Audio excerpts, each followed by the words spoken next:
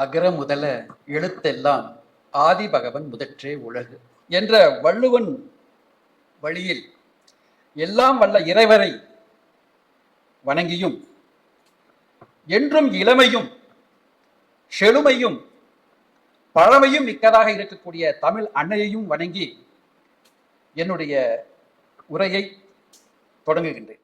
திருமணம் மற்றும் குடும்ப நல நிகழ்ச்சி. திருமணத்திற்கு முன் வழிகாட்டுதல் நிகழ்ச்சி புதுமையான நிகழ்ச்சி. போன்ற நிகழ்ச்சியை நான் இதுவரையில் கண்டதும் இல்லை, கேட்டதும் நிகழ்ச்சி.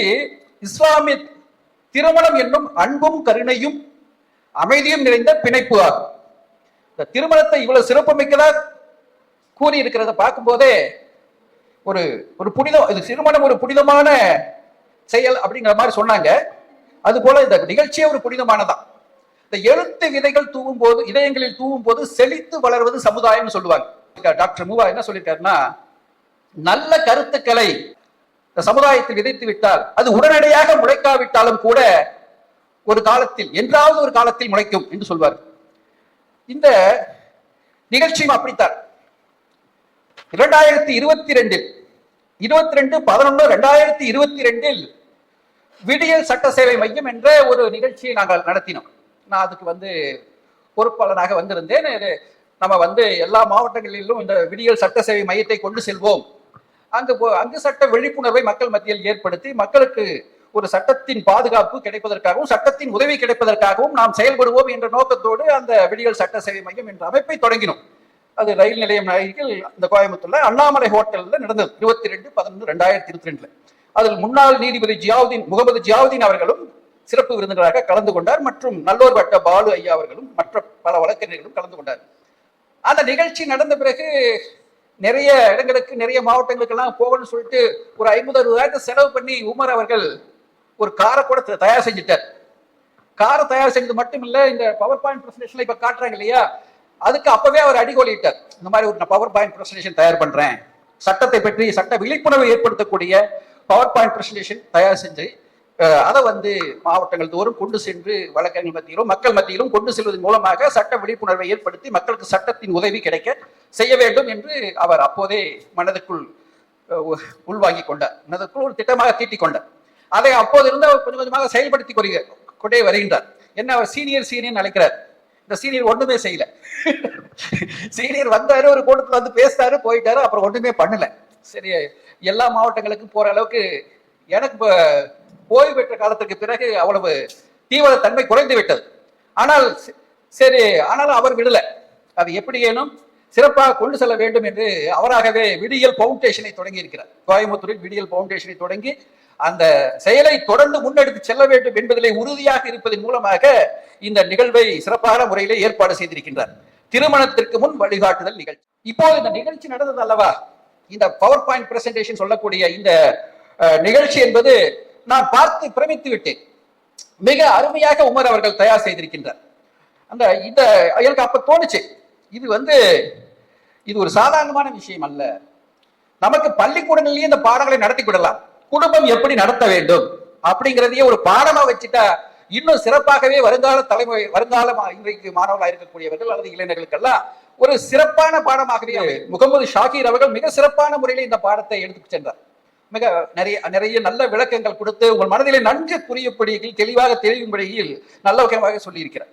அவர் சொல்லும் போது தவறான வழிகாட்டுதலில் மாணவர்கள், இளைஞர்கள் எல்லாம் சென்று விடாத ஒரு நிலையில் திருமணத்துக்கு முன்பு எப்படி இருந்து கொள்ள வேண்டும் என்பதிலே ஒரு நல்ல ஒரு நுணுக்கம் அவர்களுக்கு கிடைக்கும் என்று கூட யோசிக்க வேண்டியதாக இருந்தது. அந்த அளவிற்கு ஒரு நல்ல பாடத்தை தயார் செய்திருக்கிறார்.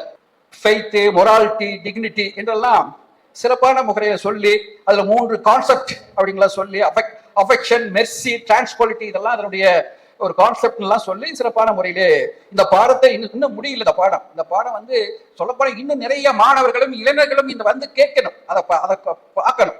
பார்த்து அதை பாடம் படித்தார்கள் என்றால் நிச்சயமாக அவர்களுடைய வாழ்க்கை சீராகவும் சிறப்பாகவும் அமையும் என்று உறுதியாக சொல்லலாம். அந்த அளவிற்கு ஒரு எப்படி எந்தெந்த வகையில் நடந்து கொள்ளணுங்கிறதுல சிறப்பான முறையிலே சொல்லி இருக்கிறார்கள் இந்த பாடத்துல. ஆக அந்த வகையில் இந்த பாடத்தை சொல்லிக் கொடுப்பது அவசியமானது என்று கருதுகிற போது எப்படி எப்படி பிரச்சனைகளை சந்திக்கணும், எப்படி எப்படி கணவனும் மனைவி நடந்து கொள்ள வேண்டும், எப்படி பிரச்சனை வரும்போது எப்படி பேசி தீர்த்து கொள்ள வேண்டும், மூன்றாவது நபர்களிடம் எப்படி பிரச்சனை கொண்டு செல்ல வேண்டும், எப்படி பொறுமை காக்க வேண்டும், எப்படி பிணைப்பை உறுதிப்படுத்திக் கொள்ள வேண்டும், இப்படி பல விஷயம் எப்படி சமாளிக்கிறது, குடும்பத்தை சமாளிக்கிறது, இப்படி ஒவ்வொரு விஷயத்தையும் எடுத்து சொல்றதுங்கிறது ஒரு பெரிய விஷயம் தான். இது நிச்சயமா ஒரு எக்ஸ்பர்ட் தான் சொல்ல முடியும். இங்க எக்ஸ்பர்ட்னா இந்த குடும்பம் திருமணத்துக்கு முன்னாடி எப்படி இருக்கணும், திருமணத்துக்கு பிறகு எப்படி இருக்குங்கிறதுல அது ஒரு சரியான வழிகாட்டு இந்த சமுதாயத்தில் ஏற்படுத்திங்கிறதுல உமர் ரொம்ப உறுதியா இருக்காரு. அதனாலதான் வழக்கறிஞர்களை கூட்டு வர்றாரு, ஓய்வு பெற்ற நீதிபதியை கூட்டு வர்றாரு, மனோ தத்துவ நிபுணர்களை கூட்டிட்டு வர்றாரு.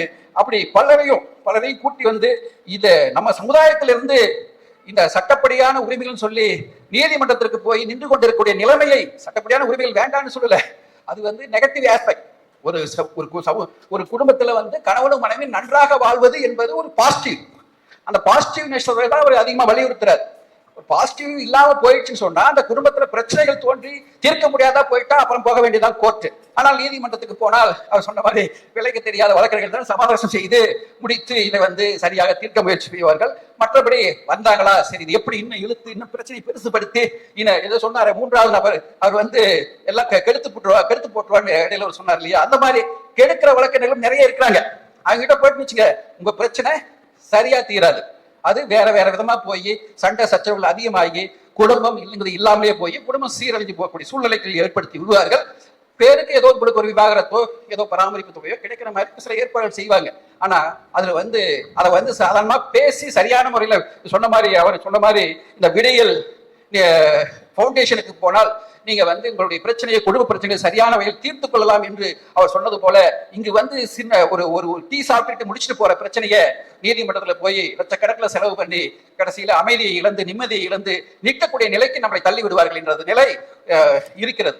ஆக அதையெல்லாம் தவிர்க்கணும். அவர் வழக்கறிஞர், தன்னுடைய வாழ்க்கை தன்னுடைய சுயநலத்தை அவர் நினைக்கவில்லை, இந்த சமூக நலத்தை அவர் நினைக்கிறார், இந்த சமுதாயம் நல்லபடியாக இருக்க வேண்டும் என்று நினைக்கிறார். ஆக அவர் நெகட்டிவ் ஆஸ்பெக்ட்ல அவர் அதிக கவனம் செலுத்துவதை விட பாசிட்டிவ் ஆக்டிவிட்டி, நேர்முக சிந்தனையில் அதிக கவனம் செலுத்துகிறார். குடும்பம் சிறப்பாக இருப்பது எப்படி, குடும்பத்தில் வரக்கூடிய பிரச்சனைகளை தவிர்ப்பது எப்படி, சீர்படுத்துவது எப்படி அப்படிங்கிற பொருட்கள் தான் அவருடைய பாடங்கள் அமைஞ்சிருக்கு. அதைத்தான் இவர் இவ்வளவு நேரம் விளக்கிட்டு இருந்தார். ஆக இது ஒரு அருமையான முயற்சி, அருமையான நிகழ்ச்சி, அருமையான முயற்சி என்று சொல்லலாம்.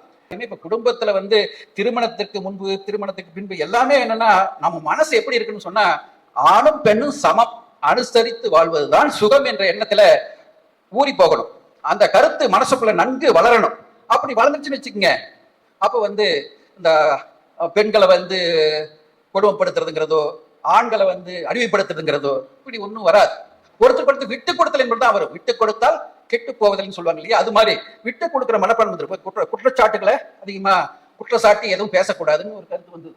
அப்படி குற்றச்சாட்டுகள்லாம் சொல்லாம கருத்துக்களை, ஒரு கோபம் அந்த கோபத்தை அடக்கிக்கிட்டு கொஞ்சம் நிதானம் வந்த பிறகு அந்த கோபம் தணிஞ்ச பிறகு பேசணும், குளிர்ந்த பிறகு பேசணும்லாம் வந்தது. அப்படி குளிர்ந்த பிறகு பேசக்கூடிய பண்பு எல்லாம் அதுலதான் வரும். ஆக அன்புதான் இல்வாழ்க்கை என்பது என்ன, அன்புதான். அன்பும் அறனும் உடைத்தாயின் இல்வாழ்க்கை பண்பும் பயனும் அதுன்னு சொல்லி திருவள்ளுவரே சொல்லியிருக்காரு.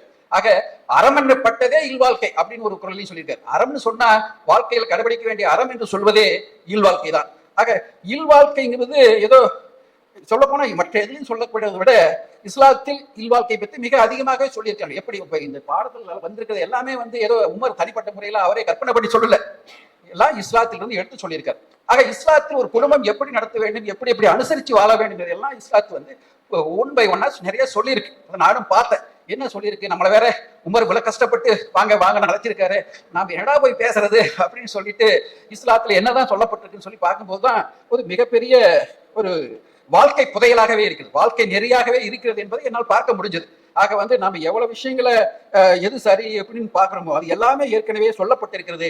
அந்தந்த காலகட்டங்களில் மக்கள் எப்படி சரியாக முறையாக வாழ வேண்டும் என்பதை வகைப்படுத்தி சொல்லப்பட்டிருக்கிறது என்பதை நான் பார்க்க முடிஞ்சது. ஆக அந்த வகையில ஒரு இஸ்லாத்தில் இருந்து மிக சிறப்பான கருத்துக்களை எல்லாம், மிக சிறப்பான வழிகாட்டுதலை எல்லாம் உமர் உங்களுக்கு எடுத்து சொல்லி இருக்கிறார்.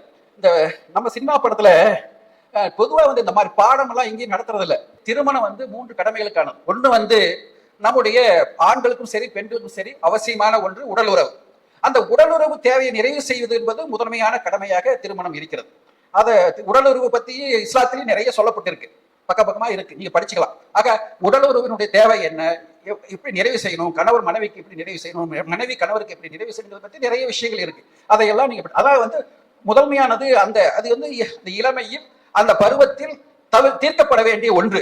அதை வந்து தீர்ப்பது ஏதோ வெட்கக்கேடானதோ அவமானகரமானதோ அல்ல, அது முறையான தேவை. அந்த முறையான தேவையை முறையாக தீர்வு செய்ய வேணும் அப்படிங்கிறது சொல்லப்பட்டிருக்கு. ஆக அது ஒண்ணு. அடுத்து இரண்டாவது கடமை வம்சம்.